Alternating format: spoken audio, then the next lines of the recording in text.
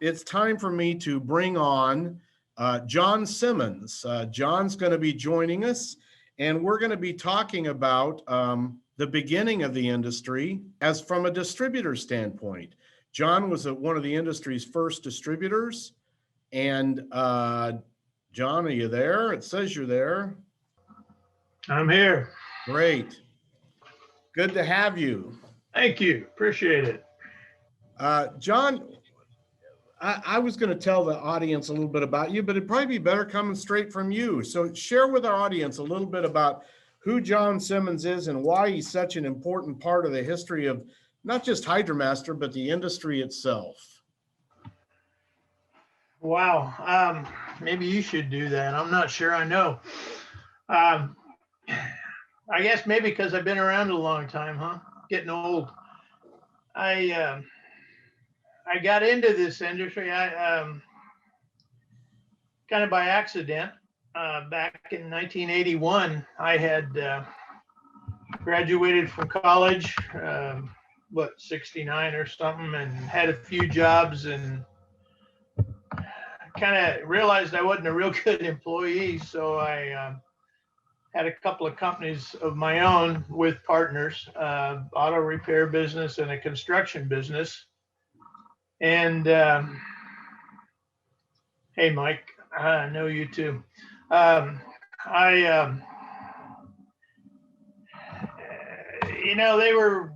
They were good businesses, but I guess I got tired of them. And so I was doing the construction business. I did enjoy that. The bottom fell out of that industry back in 81. And one day when I was sitting home, got a phone call from a friend of mine telling me this big idea he had. It was a good idea to start a HydraMaster distributorship. And that came from Mike West, who was the HydraMaster dealer in California for probably since the beginning of HydraMaster. I didn't know Mike West was a HydraMaster dealer. That's fascinating. Okay. He was, yeah. Probably I don't know, maybe not the original, but I think the original in California anyway. And he had this fella, a mutual friend. Mike and I grew up together, so we had some history. And a mutual friend named Brian Reed was working for him. Mike decided not to be a distributor anymore and more or less gave it to Brian. And Brian called me and said, hey, we're going to do this. Do you want to come be a partner and set up the shop part, the mechanical part? Because that was me. I was a car guy and actually went to school to be a shop teacher. So I'm like, well, I really like what I'm doing, but I am out of work right now. So I'll give you 2 months and help you set up the shop. And so we did that, rented a little building in La Habra, California, coincidentally for $300 a month, same as Mike. And got started that way. And I didn't know a lot about truck mounts. I had helped work on a couple before this, just as a mechanic. But I learned, and it kind of went from there. After, I don't know, 3 or 4 or 5 years, I bought Brian out and continued on with the business for 16 years until 96 or 7, when we sold that business and then went to work for HydraMaster. So that's kind of the basic background of how I got into this. So Mike West is the one who convinced you to become a distributor. And did you have a distribution business at the time? No, I was working in the construction. I had a contracting company, if you will. We did home and building remodels and repairs and all that sort of thing. Built a house or two, and I had absolutely nothing to do with distribution or carpet cleaning. It was all new. Well, when did you, as a distributor, when did you get the feeling or begin to believe that truck mounts were going to be a big enough part of the industry to base a business on? Well, that's an interesting question, because when I started in late 81, like September, October of 81, I started working on truck mounts, and we started by selling truck mounts. We didn't even have a portable at the time. What we had was HydraMaster and ChemSpec, hence the name of our company, HydraSpec. And that was all I knew was truck mounts. I was introduced to portables later on. So as far as I was concerned, truck mounts were carpet cleaning. And that's just how I started out. Later, when we started selling and repairing portables, and I actually used them, my thought was, why would anybody use one of these if they didn't have to because of access? Because there's so much more work. It takes so much longer. You can clean carpets with a portable and get them clean, but you earn your money doing that for sure. So that's, I kind of began with truck mounts, and I obviously still feel that they're the way to go in the industry. So how did you meet Mike Palmer? Well, I was considering that. Probably, I'm not quite sure. Probably after in the start of 82, Brian and I drove up to Seattle for a sales meeting. HydraMaster had sales meetings once a year for all the distributors. And I probably, that's the first time I met him. Mike did make, as he just referred to in your interview, several trips around. He was always traveling somewhere, and he did come by our shop. So it was one of those two things, but it was early on in 82, and it was after I became a distributor. And when what did he say to convince you to come to work for HydraMaster and sell your distribution business?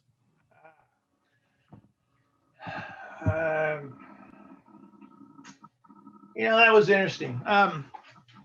Honestly, the first time I came up here, again, as a distributor back in the early 80s, I remember Brian and I drove up, and I'd never been up here before. And I was always a guy that loved the mountains and all that, living in Southern California. And I remember driving up here, and the freeways were not crowded, and there were trees and forest and all that around. And I'm like, man, this place is beautiful. And I love it up here. And then we got to HydraMaster and the plant there in Linwood, and I'm like, wow, look at this. These guys are building mechanical things, which was my interest, and having all this good time. They had all this good equipment, and it seemed to be a friendly bunch of people that all got along and enjoyed each other's company. And I remember having the thought at that time, wouldn't it be cool to work for HydraMaster? And so then 16 years later, after we sold our business, honestly, my plan was to stay in California and I already had a little carpet cleaning business going, just kind of a part-time thing. And I was going to build that and stay there and clean carpets. But I got a call from HydraMaster from my son-in-law, actually, who you will see next after my time here. Saying he was already working up here. He started at our place, and then HydraMaster hijacked him from me. But that worked out. Stole your son-in-law. Okay. They stole my son-in-law. Yeah. There were times when I would have given him away gladly, but actually they stole him when I didn't want to lose him. But it worked out well. Anyway, I got a call saying the service manager was retiring, and was I interested in the job? And at the time, I had no thought of selling HydraMaster.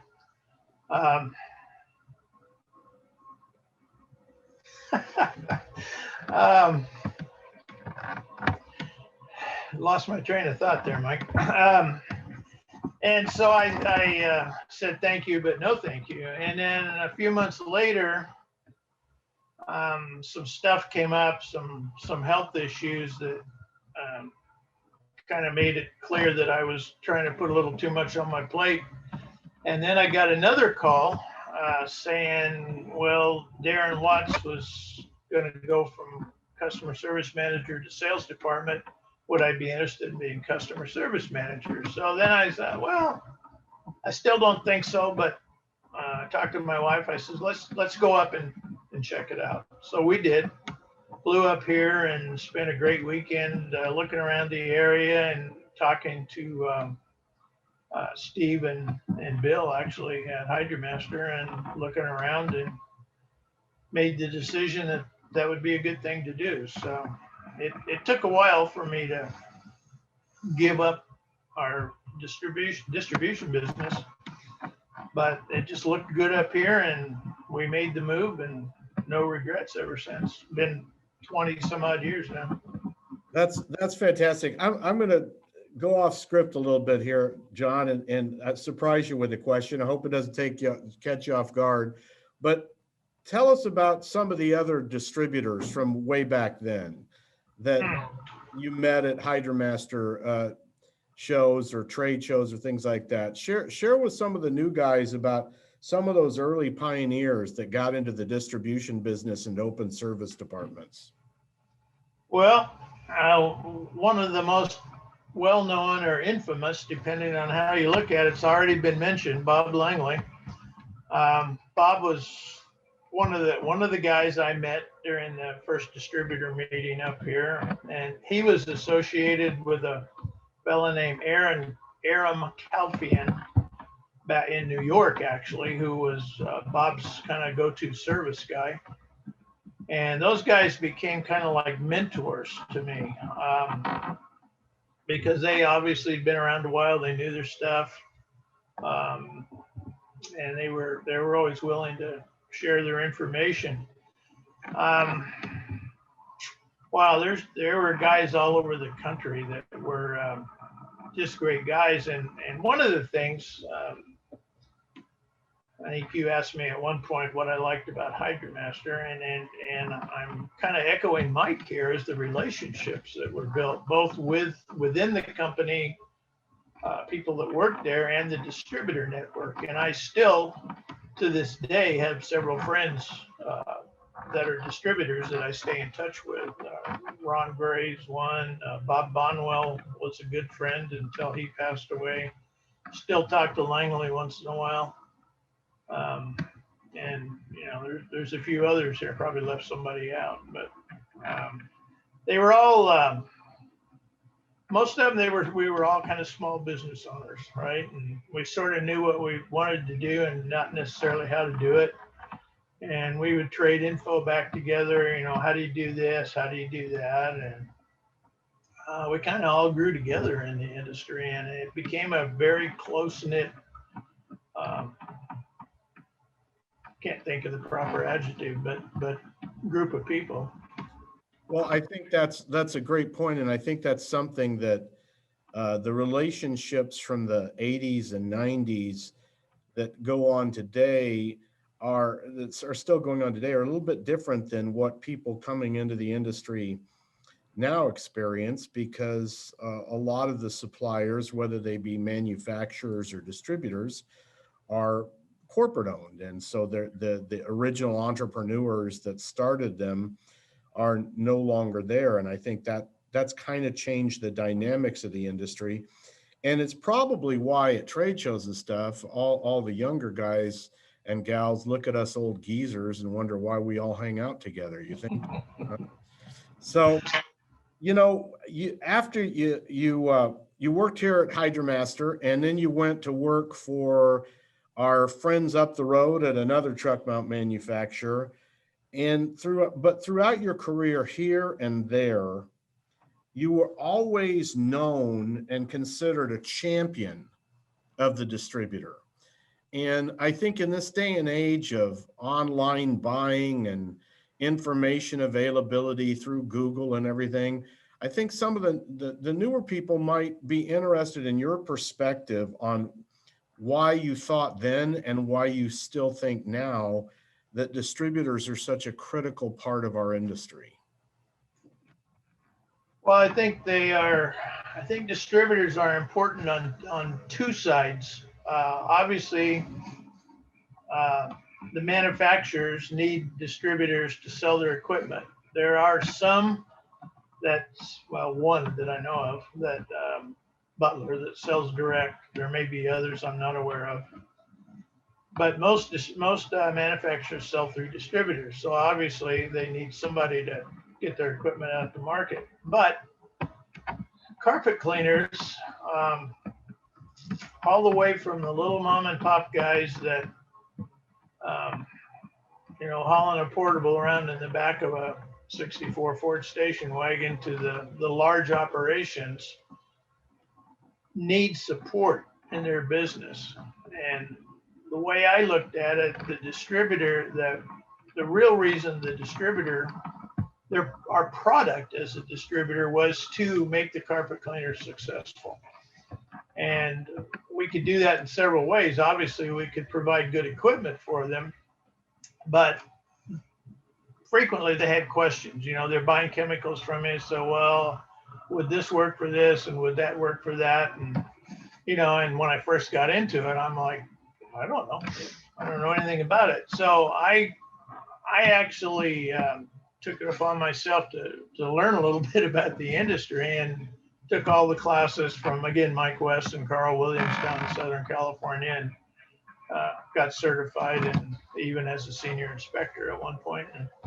And so, my whole goal was to keep my customers in business so they would continue to do business with me. And I think that support is still important today. As a small business owner, like carpet cleaners are, just out there on your own and nobody to help you out when things go wrong is pretty important. So,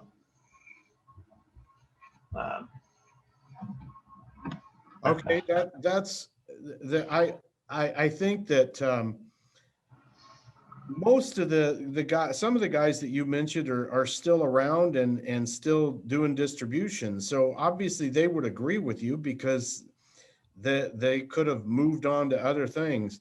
You kind of covered this question, but what's your fondest memory of your time at HydraMaster? You talked about the people being the big part of it. Yeah, I think initially just moving up here and becoming part of something that I had always thought would be a good thing, that was the beginning of it. And I really enjoyed I was made to feel very welcome when I got up here. By the time I got up here, Mike had actually stepped back a little bit, and Steve and Bill were running the company. But Mike was still around, and it was good to see Mike. I had known Mike pretty well in the past. We had a little bit more than a business relationship. There was some family connections through church he went to, and we became pretty good friends.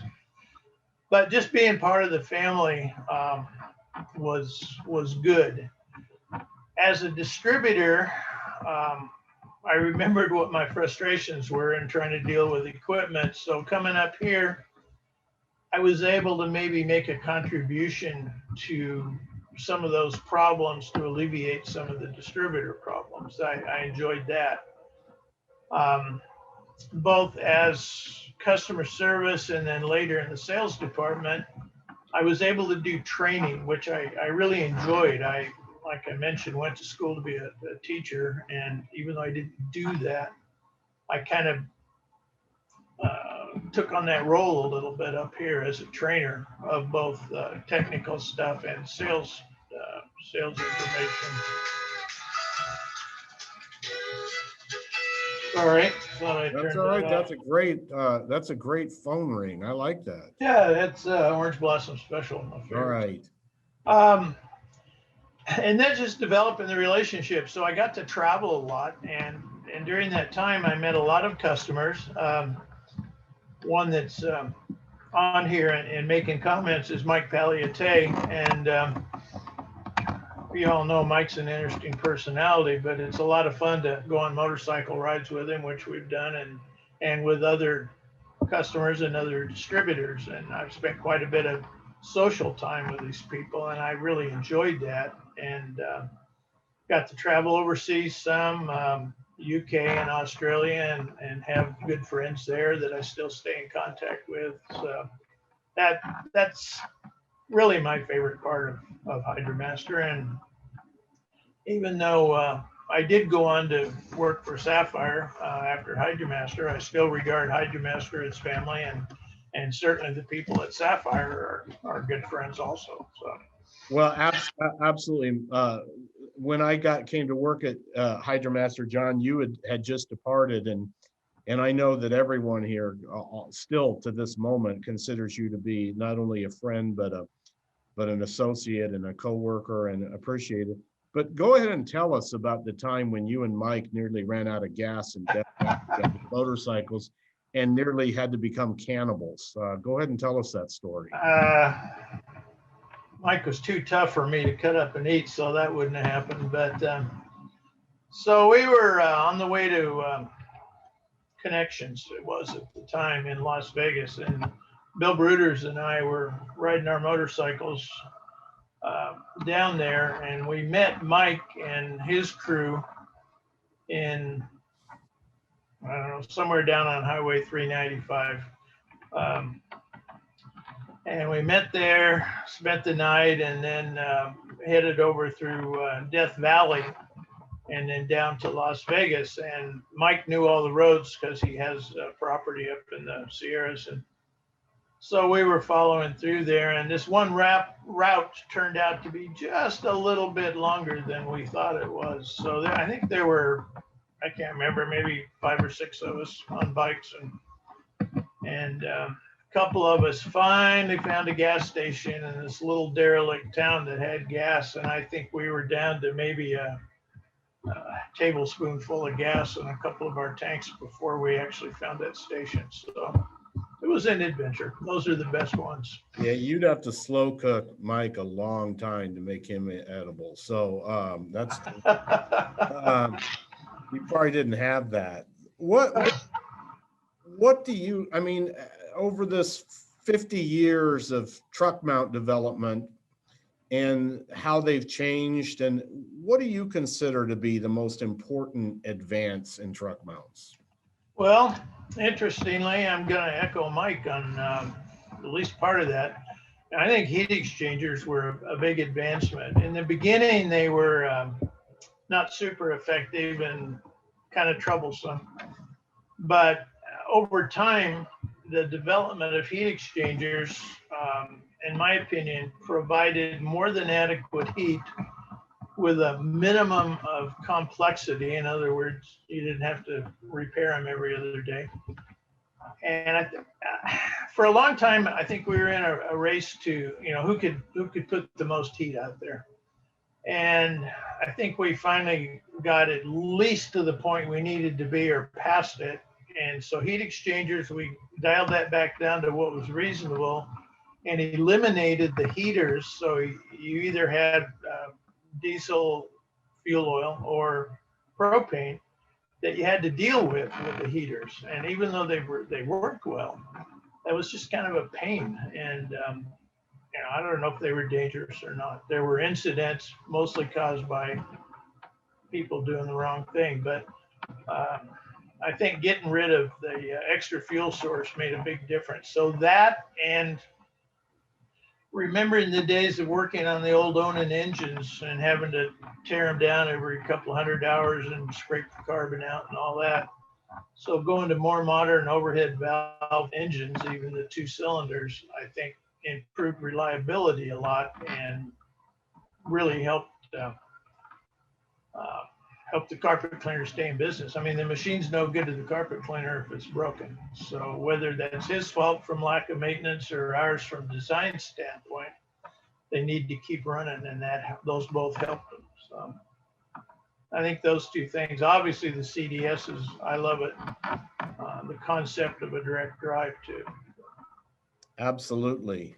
So how do you like retirement? I love it. I can't remember how long it's been, 8 years, something like that.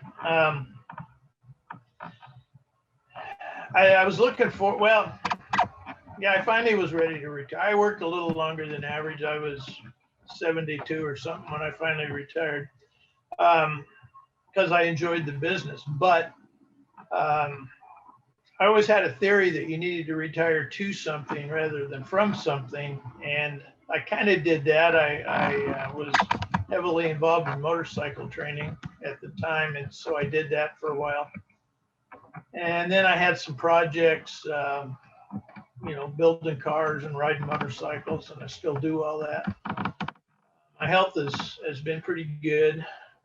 So I've enjoyed that, but I've kept busy. And at first it was hard because, you work for 50 years and you're told you have to be productive every minute of every day. And then all of a sudden you don't.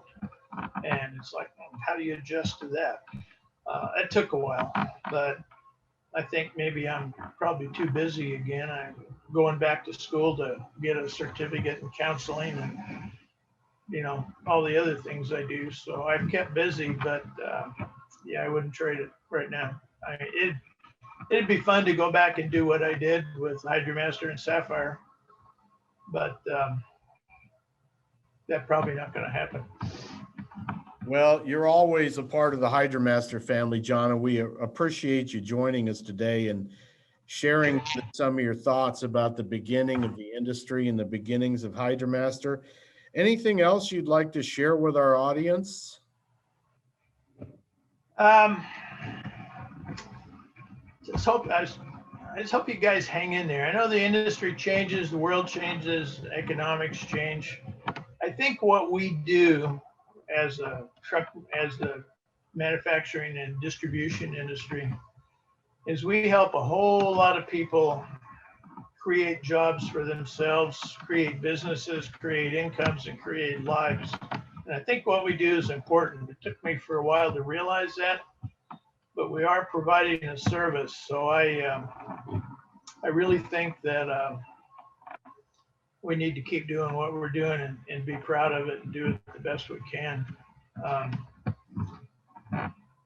I'm supposed to say, my wife asked me to say this, that she thought my biggest contribution to HydraMaster was your next speaker, Chris Ryan, my son-in-law, who we trained up in our distribution business. So it's good to see him carrying it on. He is certainly a valuable member of the HydraMaster team. We couldn't do without him. So tell your wife she's right. He probably is your best contribution. Okay. All right. Well, John, we appreciate you joining us today and taking the time out of your schedule to share with us on this 50 years of celebration of HydraMaster and all your friends in the industry. Maybe Mike will come get you and you guys can ride your motorcycles over to Vegas this fall. And when we're back to having live in-person trade shows, we'd love to have you join us at the Experience Convention in Las Vegas. And I'll make sure that we take good care of you if you can make your way over there. Well, that would be awesome. I do definitely miss those occasions. So that would be great to be part of it again. Thank you for that, Doyle. I appreciate being here. You bet. And just keep in mind, though, if you do come, we'll put you to work in the booth. So I'd have to relearn a few things first, probably. I think you could make your way through it. Well, all right. Thanks for joining us today, John. We appreciate it. And blessings to you and your family. And we'll talk to you soon. Thank you, Doyle. All right. Appreciate it. Bye.